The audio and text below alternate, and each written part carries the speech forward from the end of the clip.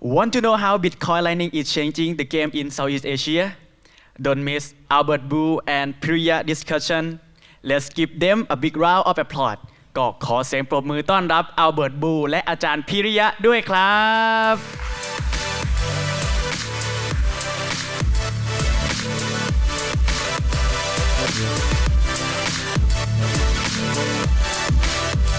น่าจะเริ่มเบื่อหน้าผมกันแล้วนะครับ Right. Okay, so here I am again. We're going to be talking about just continuing, the conversation that Tatso just gave. You see how Lightning is actually changing how people use this and interact with money, right? We have seen the more boots on ground, a different approach of using Lightning. You can use it through SMS. You can maybe use your smart card. Is that a national ID card that my brother just said that you can install backdoor on to sign your transactions? That's one way of using it, right? So, but then there's also another, I would say like another facet, another side of the coin that we need to talk about is, well, sometimes you need to interface, right, with the legacy financial system. Maybe just for now, we think we're going into a Bitcoin standard world where we don't need fiat. Some people might think that, but in the meantime, we still need to interface with the legacy system. So I have here Albert Buu from Neutron Pay, and yeah, let's have you introduce yourself a bit. You were also here last year, right? Yeah, my name is Albert Buu. I'm the founder and CEO of Neutron Pay. Neutron Pay is, a quick high level, is we're an infrastructure company. So we focus on, you can think of building roads and kind of services for businesses or platforms that want to use the Lightning Network.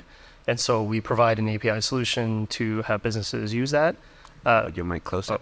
And we also have a mobile app as well. So that is pretty much just us building on our APIs to showcase what the Lightning Network would look like and how people would be able to use it and transact with it.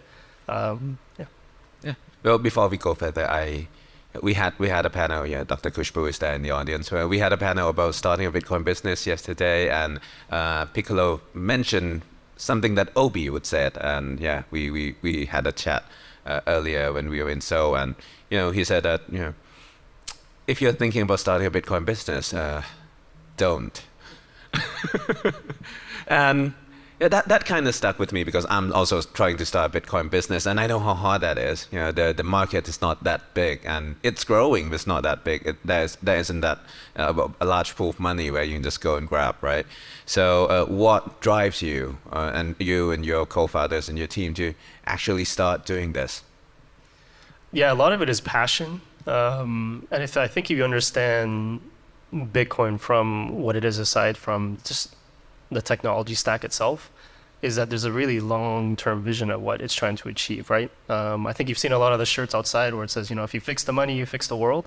That has a lot of meaning to that, right? So I think everyone knows and understands, how bad kind of the money supply, or I guess fiat supply is in each of the countries.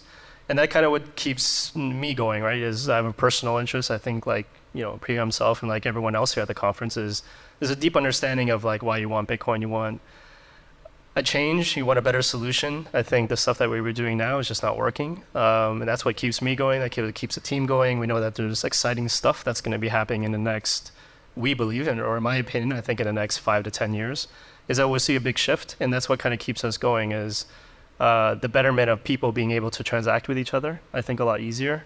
Because right now it's still restrictive. So I think everyone who uses banking or anything like that, if you're from, example, if you're from the US and you're trying to move stuff over to Thailand, it's still very slow, right? It takes about 3 to 5 days to get any money across. But we live in a world where technology rules our daily lives, right? And like the phone in your pocket, we have access to it instantly. We have messaging, we have, pictures, I can go on, right? We have video, we have all that stuff.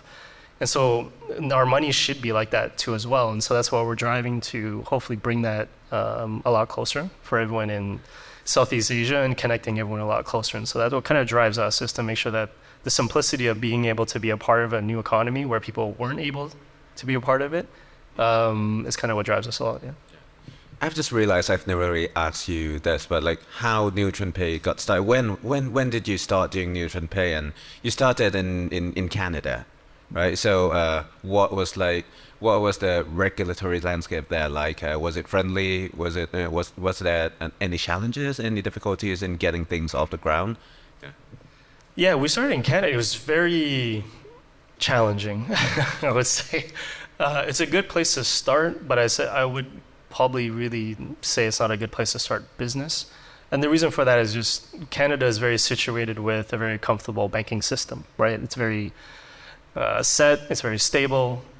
People love their government. Well, not anymore, but they loved their government before. And so there wasn't really a need for another method of payment, right? And Bitcoin to them was just either a scam or they just didn't understand it, and so they just said it's not what they need, and they just believe more in the currency there. And so that was kind of the challenge in Canada, and that's why I built it there in about 2017, and that's when like Lightning just came out. It was like the alpha version, playing around with it with. It wasn't on mainnet though. I mean, that was after 2018, right?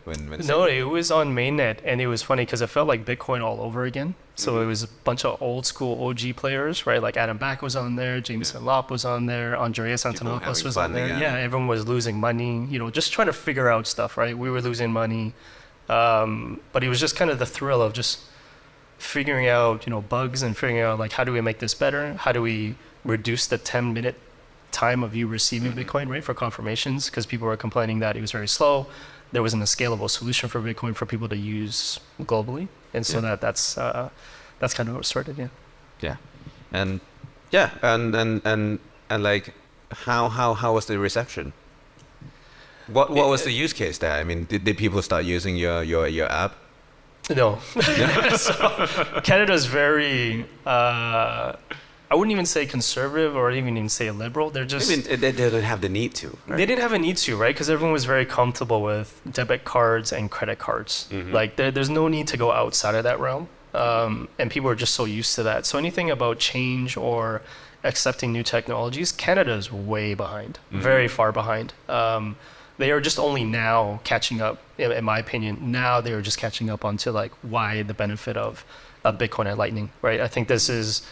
I don't know if you guys follow. How when you talk about problems in Canada, you can always end the sentence with "It's Trudeau." Yes, it's Trudeau. It's our prime minister that has really done a really bad job about the economy and just how things are innovative in Canada. I don't know if a lot of people follow Canada news and stuff, but I mean, like a few years ago, there was a protest with Canadian truckers. The truckers. Yeah, the truckers, and they were protesting a bunch of stuff, and we get into political stuff, but they had a peaceful protest, and Trudeau decided to clamp down on them, and then they had a bunch of Bitcoin donations all over the world, and they stopped that, and then they went to every single person who received a Bitcoin donation and shut down all their bank accounts. And so this was from business people. But that was also people who donated too. I mean, anyone who donated more than $50 got their bank account shut down, right? Yeah, he was even more aggressive than that. They went from a specific limit, which was anyone who donated anything over 10,000, and then they just said anyone who just donated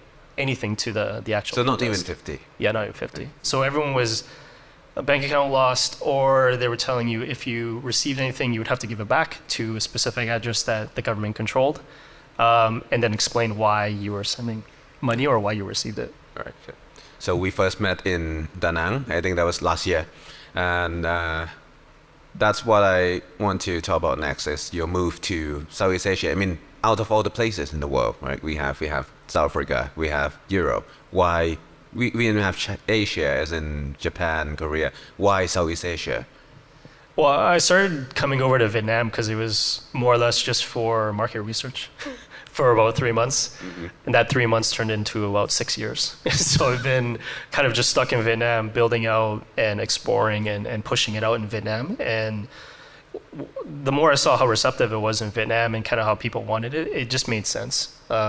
Because Vietnam's been through a lot of war, a lot of distrust with the government, the currency. And so it made a lot of sense for when we went there, people started actively using it. They understood what it was used for. They already had Bitcoin already. And so just adding another use case of why you would use it instead of just having it as a speculative instrument or people just saving it against inflation. That's what was interesting, is that a lot of people think that, this is from my point of view, is when I'm always from the west side, is that they think that everyone in Southeast Asia is not as educated as a lot of the people in the West. And that's just from what I get. And it's maybe not spokenly out loudly, but it's just they feel like we don't have the material to understand a lot of the stuff. But a lot of the people that I've met here, not just in Vietnam, but like everywhere else that we go to, like, Indonesia, Malaysia, and the Philippines and stuff like that, to tell them to use Neutron Pay or to use Lightning Network, is they were already a Bitcoiner. They use it they even tell you they use it for savings, and they use it for fight against inflation. So they know that their money is not being as worth as it used to be before. And these are like, it's a small set of people, but it starts with a small set of people, just like how Bitcoin did, right?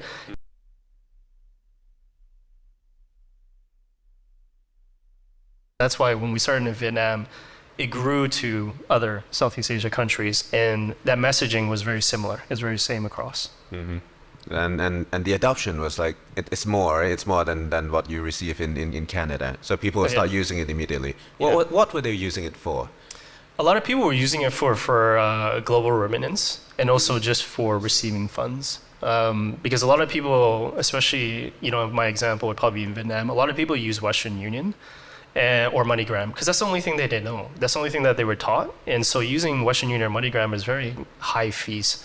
As much as people say that Western Union is cheap, it's cheap on their FX, but they charge when you try to get the money out. So when you're trying to receive it, that's where you get dinged on a lot of the stuff. So a lot of people would go to Western Union shops, and a lot of these shops are franchise shops, right? So they'll franchise out of Western Union, they'll have a little store kind of front that's all over the city, and then you have to line up, and then you have to fill out a form, and then you get your money. So you're either probably spending about 30 minutes or so just to get the money out, because then you have to prove who you are. Again, you have to show your ID, your passport, write the whole KYC stuff right in front of them. They'll verify you, and then after that, they'll give you the cash. So that moved a lot of people over to using our product right away, because we were showcasing how you can move money from Canada to Vietnam quite quickly, and people were getting VND right away. So they were showing that we could withdraw right to your bank account, and that's what really changed a lot of stuff. Which reminds me that this is totally my bad, but for the audience listening, we haven't really explained or discussed what is Neutron Pay.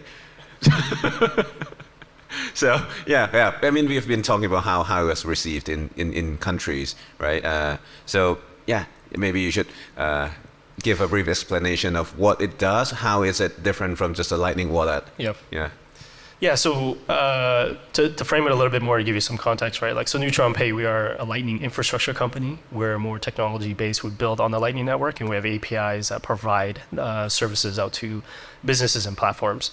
And so we built our own app on top of our APIs to showcase what it would look like to a business or to a platform. And so our wallet app that we have now, the reason why it's a little bit different than a normal Lightning wallet is we have fiat payouts. And so that makes us uniquely different. And because I come from a fintech background, and being able to pay fiat out, to generalize it, is almost like having 1 foot in and 1 foot out. And so it's kind of, if people understand what Bitcoin is and they know the use case, they love it. But there's also people that actually need fiat to live, right? Because that's just the world we live in, is that either you need to pay bills, or you need to pay somebody, or you want to pay a family member, or you just want to send money out, right? But you also want to keep your Bitcoin. So we're trying to have two of those things into one app. And so what we're trying to do is provide convenience, right? So you can still have all the aspects of Bitcoin. You can still do all the stuff that you like to do. You can buy, you can send, you can save. But then also, if you want to have a portion of it, say 10%, or whatever you need for the month, or whatever you need to send out, you can convert that into the Southeast Asia currencies that we provide. And so what it would look like is you would have the Bitcoin wallet. You would choose whatever Southeast Asia country you want to send to. So for example, you could send to the Philippines, you can send to Vietnam, and we would instantly convert that for you into that currency amount. And so now that person will receive it into their bank account near instantly. And then that's what we are servicing. So it's like bridging the legacy financial system with the Lightning signature system. Yeah, correct. Right. Yeah, just so you would have the ability to, because a lot of people love it when they have the Bitcoin, but they also want to know what they could use it for. And so having that ability So to these are mainly for people who wants to keep Bitcoin. It doesn't like convert it into to fiat currency instantly in that wallet. Yeah, correct. It's pretty much just giving you an option. So And you can spend the Bitcoin also. I mean. correct. Yeah, and you So- can spend the Bitcoin. Yeah. So what was when we talk about Lightning, one of the things that came up, I don't know if it's the same anywhere, but like here in Thailand, we follow quite a strict rule on AML, KYC, regulations, restrictions. We have to KYC everything, give total surveillance. Even though we agree or not agree with that, it doesn't really matter. It just we have to go through that. And Lightning has been a challenge. To get license for anything that involves Lightning here is a big challenge because, well, Lightning is private. Bitcoiners will argue that Lightning is not private enough, right? But for people looking in from the outside, Lightning is private transactions, and yeah, how was that? How did you manage to get around that in countries where I would assume that other countries in Southeast Asia would have the same problem with Lightning, would they? They do. I think it comes from so people understand is there's technology and then there's regulation.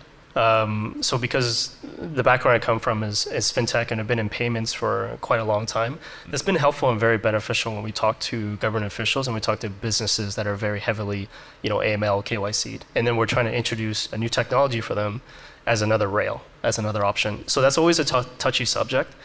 But when you're talking to them, it's mostly about, it has nothing to do about the tech, but more to do about the actual compliance. And so when you're talking to the compliance and you're telling them about the AML, KYC policies, if you can prove to them and show you from a tech side that you can show who's sending and who's receiving, that is usually a lot more comfortable with the regulators. And this is just from my opinion when we're talking with them. But like you really can't tell, right? I mean, when you receive Lightning payment, how do you know that? How do you know where it's from? Or do you have the user have to supply that information? No. So when it comes to when you're receiving it, the regulators, they do have a specific limit, right? So they allow you to have a limit that's underneath a certain amount, which will go as long as you have the receiver and where that payment's going to come from, right? So for us to frame it a little bit better is like we have to KYC on our platform. That's just part of how we're servicing the fiat on our side. And so we have that one leg, right? The other leg is, I think, when we're receiving the payment, that's all by payment size. So payment size, if it goes over a certain amount, some regulators will say, we're not going to allow that because it's just too high and you can't tell me who that person is that's sending it to you. And so that's the part that we're working with them on, is to figure out. There are methods out there, but I think there are methods that I think that could be done a lot better. I won't mention the methods that are that are trying to do it, but what I think would be a very good method, and I think that is going to come out. It might be a little technical, but it's going to be Bolt 12. And so Bolt 12 will have specific parameters and functions where it can operate as a completely private and secure layer for invoicing on the Lightning Network. But it will also have an option where you would have to have that person put in their information for receiving. And that's just to be moving. That's the first time I've heard of that, side of things. It's because the way you look at it is people in Bitcoin are very, very smart. And they look at it from a lens of, we live in this real world and we have this advantage that is very high, right? And it's very far away for a lot of people that just don't know what to do with it. Right, because we have no history on it, we don't know how to. These regulators don't know what to do with it, right? And so how we talk that language with them, because it's software, and that's why this is what I think it is because the discussions that we have is there's going to be somewhere where you can put that in because it has to be compliant. Because if we don't do that, we're just going to get more red tape. Bitcoin is not going to be used anywhere. It's just going to be a project. I believe that if we just keep adding these things and we don't work with the right people, it's going to keep getting buried by regulation and just more tape, right? More restrictions. And so I think, from our opinion, is that you don't have to talk about the Bolt 12 stuff, but I think that's what will solve a lot of the stuff from the source side. Mm-hmm. I'm asking this from, like, I've been, working as a part-time consultant for a lot of companies who are trying to integrate Lightning into their services here in Thailand, and that has always been a problem, which I assume that you also face the problem too, because and yeah, that does sound like a good solutions, right? But doing this business. Right now, I think you position yourself as, like a bridge, a stopgap, something that is a solution for the current times, right? Where do you think you go from here in the future? Do you think people are going to move towards a more, inclusive Bitcoin, Bitcoin-only environment where you really don't have to care about anything, or is it, how long do you think this will be valuable? When we think of technology, sometimes I ask that question. You have services like people who write email for you at the start of the internet era, and that is all gone. But it was profitable for a time. So, yeah, what are you looking at the time span of the business, and where do you think you are going to expand into in the future? Yeah, so I think, in my opinion, I think in the next 5 years we'll see a very big transition shift. That's just in my opinion. And the reason for that is because a lot of people, maybe not in this conference room, but the general public is very reactive and not proactive, right? I think everyone in the Bitcoin industry and everything is proactive.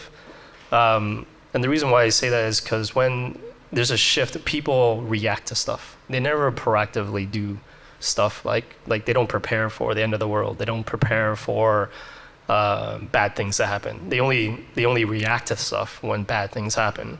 And we're on that really close cusp of something really bad happening, meaning that hyperinflation is probably literally around the corner within 2 years. If you look at the stats and kind of everything and how the US is just printing and paying more interest per quarter than paying their principal, right? And so that window is just getting smaller and smaller and smaller.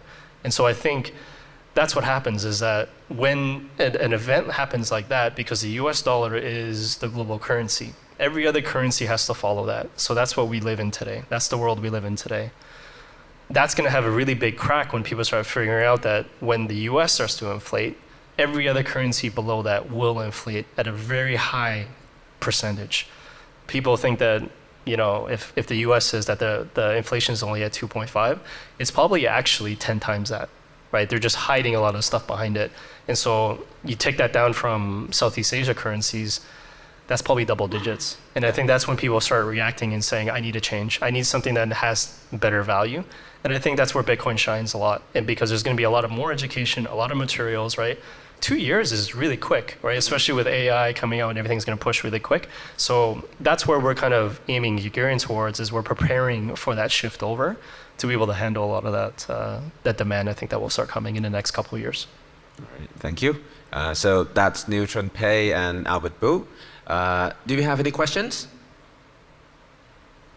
No? Oh, yeah, over there.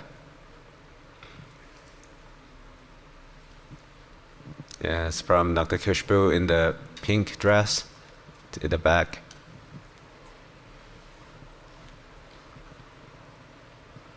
People say, why am I playing with my phones on stage a lot? And this is where I keep all my notes. So the government always know what I'm doing. It's my surveillance. Hi, Albert, you're doing great stuff. I mean, Neutron Pay is like one of the startups I always give example that's doing great in Asia, and considering you're working on Lightning APIs, SDKs, I mean, great stuff.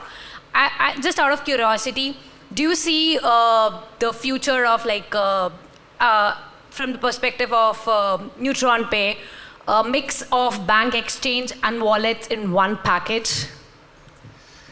Yes, we don't like to use the word banking, but yes, for Nazir, we want to be able to provide financial tools that the bank would never give you, but we could give you, right? So we kind of have a slogan in our company is like, if the bank doesn't got you, we do, right? So we'll come up with, I would say, features soon. I can't announce them yet, but we'll have features where it'd be able to have some bank-like features, but you can control it yourself in like a non-custodial way.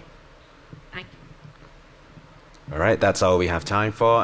Actually, I just want to ask a closing question, maybe, or just a little bit more. But Neutron Pay being a fully custodial Lightning wallet, right? It is custodial, right? And It is you're custodial, bridging yeah. the gap between the legacy financial systems.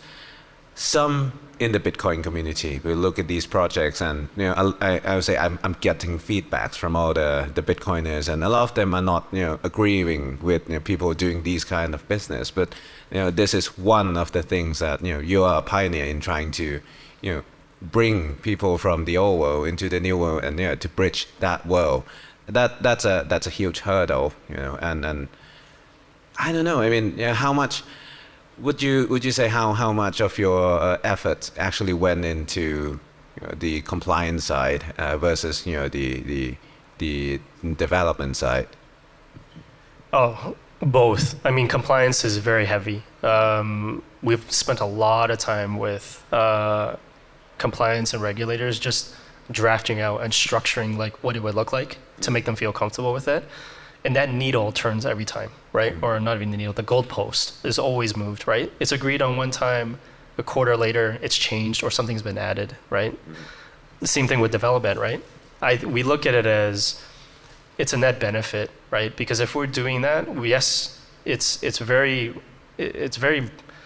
time consuming and it's very taxing. But I think from the long-term vision of it is we can get everyone on board, right? As soon as everyone's comfortable with it, we have to do the hard stuff before we can even get the good stuff, right? And I think that's just the path that we're taking. It's, yes, some really hardcore Bitcoiner people don't like us because we have KYC, we're custodial, we totally get it.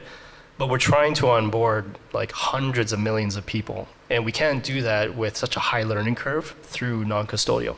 Trust me, I'm a pure Bitcoin at heart, but I can't take that into my business. I have to show like, how am I going to bring on the next 100 million people, showing them safely that this is how it works, and then showing them non-custodial and saying, you should do it this way, actually. Like, you can stay with custodial if you want, but we'd rather you go to non-custodial, because that's the whole purpose of it, is that you should be in control of your own keys, you should be in control of your own money, and you should figure out where that goes. You don't rely on somebody else to go and tell you that should go here, or that should go with here. We tried that, and it doesn't work, right?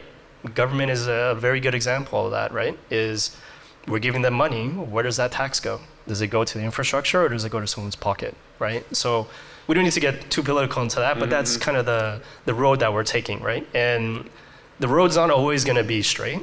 There's going to be left, right turns, uphill, like everything's going to go crazy for us.